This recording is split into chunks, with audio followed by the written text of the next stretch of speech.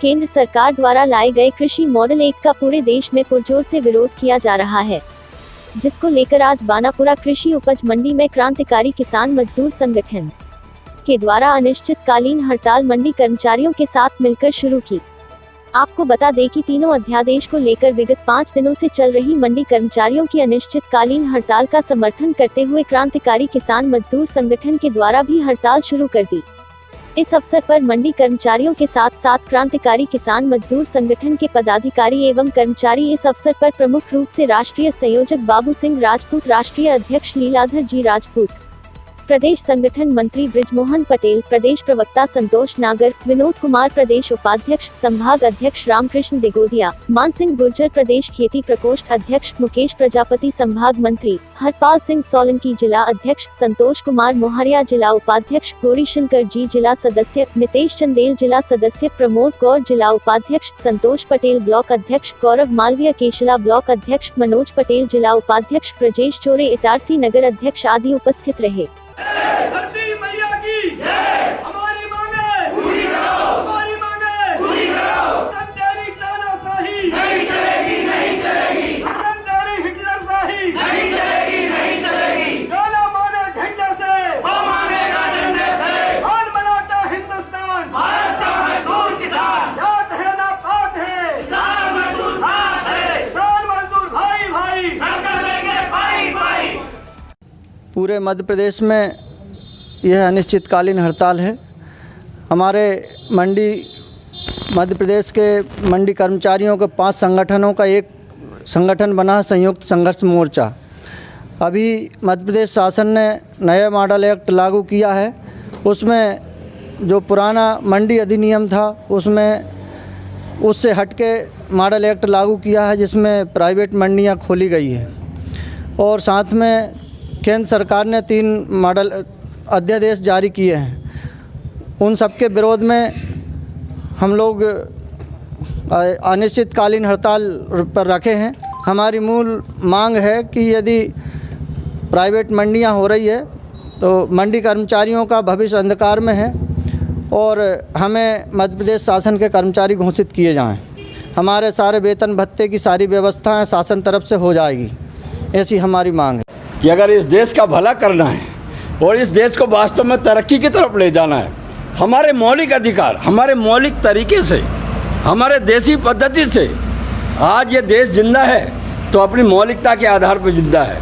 खेती हमारे लिए व्यवसाय नहीं है, खेती हमारे लिए जीवन जीने का तरीका है, हमारी जीवन पद्धति है। आपको हमारे जो खाद्यान्न की सुरक्षा है, आज कृषि कर्मणा अवार्ड आप ले रहे हैं, किसके बल पर ले रहे हैं? आपको मिल रहा है, मेहनत हम कर रहे हैं, चलो ठीक बात है, आपका नाम हो जाए। लेकिन सवाल इस बात का है कि जिन किसानों ने इस देश में खाद्यान्न के भंडार भरे, आप उनके हित की बात नहीं कर रहे। आज मन की बात प्रधानमंत्री करते हैं तो पहले किसान का नाम लेकर करते, उनको धन्यवाद दे रहे हैं, और अंदर क्या छिपा है, मन में क्या है, यानी बताने के लिए, किसानों को खुश करने के लिए आप रेडियो पे बोल रहे हैं, लेकिन अंदर तुम्हारे मन में क्या है? किसानों को बर्बाद करना। ये हम चलने नहीं देंगे इस देश के अंदर। तो हमारा ये निवेदन है आपके माध्यम से इस सरकार से कि इन कानूनों को आप वापस लीजिए। सिवनी मालवा शासकीय कुसुम महाविद्यालय के विभिन्न विभागों में निर्माण कार्य व महाविद्यालय की मरम्मत का कार्य करवाया जा रहा है, जिससे महाविद्यालय में अध्ययन कर रहे छात्रों को सर्व सुविधा मिल सके। महाविद्यालय के प्राचार्य डॉक्टर राजेश रघुवंशी ने बताया कि महाविद्यालय में विगत कई सालों से सुधार नहीं करवाया गया था, जो अब करवाया जा रहा है, जिसमें छात्रों के लिए कक्षाओं में नीचे फर्श पर बेहतर फोटा लगाया जा रहे हैं। कक्षाओं में लगे फर्नीचर को नया बनवाया जा रहा है। महाविद्यालय कैंपस में चारों तरफ कैमरे लगाए जा रहे हैं। प्राचार्य कक्ष को नया बनाया जा रहा है और छात्रों की तरफ से काफी समय से कैंटीन के लिए उठ रही मांग को भी पूरा किया जा रहा है। महाविद्यालय के गार्डन में कैंटीन के निर्माण कार्य भी चल रहा है। ऐसे महाविद्यालय के विभिन्न विभागों में नवीनीकरण का कार्य जारी है। निर्माण कार्य के प्रभारी के सोनी ने बताया कि पूरा निर्माण कार्य का पैसा वर्ल्ड बैंक द्वारा पास किया गया है। महाविद्यालय द्वारा 22 लाख रुपए की मांग की गई थी, जिसमें 19 लाख रुपए वर्ल्ड बैंक द्वारा सुनिश्चित किए गए हैं, जिससे महाविद्यालय का बेहतर नवीनीकरण करवाया जाएगा। महाविद्यालय में बहुत सी ज़रूरतें जो आवश्यक हैं, पहले तो हम उन पर ध्यान दे रहे हैं। जैसे बहुत से कमरों में कोटा पत्थर नहीं लगा हुआ है, तो अभी हमने ये डिसाइड किया है कि जिन कमरों में कोटा नहीं है वहाँ कोटा लगा दिया जाए, जिससे साफ़ सफाई अच्छी हो सके। जहाँ जहाँ बिल्डिंग में टूट फूट हो रही है उसको रिपेयर करा लिया जाए। जैसा कि प्राचार्य महोदय ने कहा है, विश्व बैंक परियोजना के अंतर्गत महाविद्यालय को रेनोवेट किया जा रहा है, जिसमें हमने विभिन्न मदों में अपने कंस्ट्रक्शन वर्क दिए थे। जैसे हमने वाटर रूफिंग की थी, विभिन्न खिड़की दरवाजे जो हैं उनको रिपेयर करने का था, वुडन वर्क रिपेयर करने का था, और जो फ्लोरिंग है कोटा या अदर जो है उनको मॉडिफाइड करने के लिए हमने अप्लाई किया था। मध्य प्रदेश में चोरों के हौसले बुलंद है, वही पुलिस की गश्त पर अब सवालिया निशान लगने लगे हैं।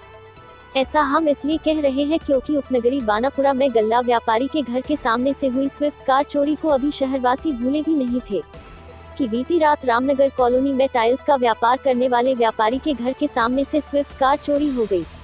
पीड़ित कार मालिक पूरनमल जाट का कहना है कि रात लगभग 11 बजे तक घर के सामने कार खड़ी हुई थी, लेकिन सोमवार की सुबह उठकर देखा तो कार नहीं थी, जिसके बाद तत्काल थाने पहुंचे पुलिस को कार चोरी की जानकारी दी।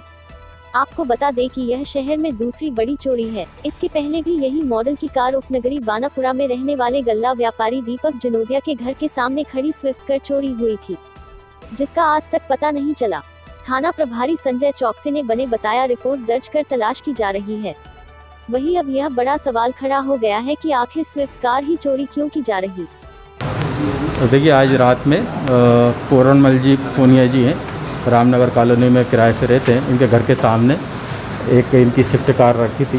वो उनने बताया अभी सुबह आके कि हमारे घर के सामने वो कार कहीं चोरी हो गई है। तो अभी हमने प्रकरण दर्ज किया है, तो उसकी जांच हम कर रहे हैं और चारों दिशा में हमने अपनी सूचना पहुंचाई है। अपनी टीम भी यहाँ से रवाना की है, तो कोशिश कर रहे हैं कि अज्ञात आरोपी को और कार को हम ट्रेस कर सकें।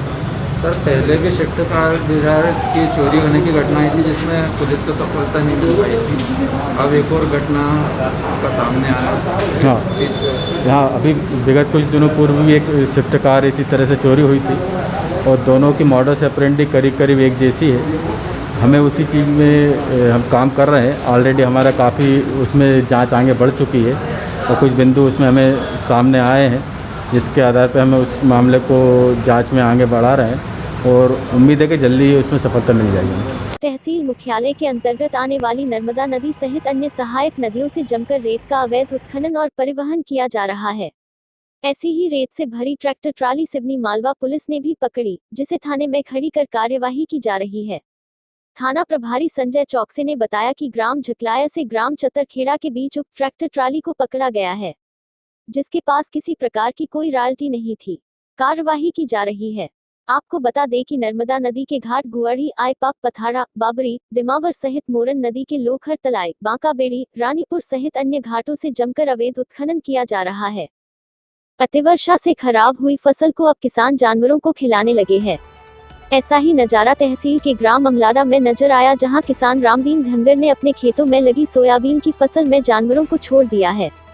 किसान का कहना है कि अब अतिवर्षा से खराब हुई फसल को काटना लागत से भी महंगा है, इसलिए जानवरों को फसल चरने के लिए छोड़ दिया है। वहीं ग्राम के ही जागरूक युवा नीलेश धनगर ने बताया कि सोयाबीन ही नहीं सभी फसलें खराब हो गई है। खेतों में अब फसल निकलना घाटे का सौदा है, इसलिए किसान खेतों में लगी फसल को खाने के लिए जानवर छोड़ रहे हैं ताकि उनका ही पेट भर जाए। दादाजी क्या कर रहे हो? अरे अब तो पूरी फसल नष्ट हो गई, आप क्या करें, चराने तो क्या है ना।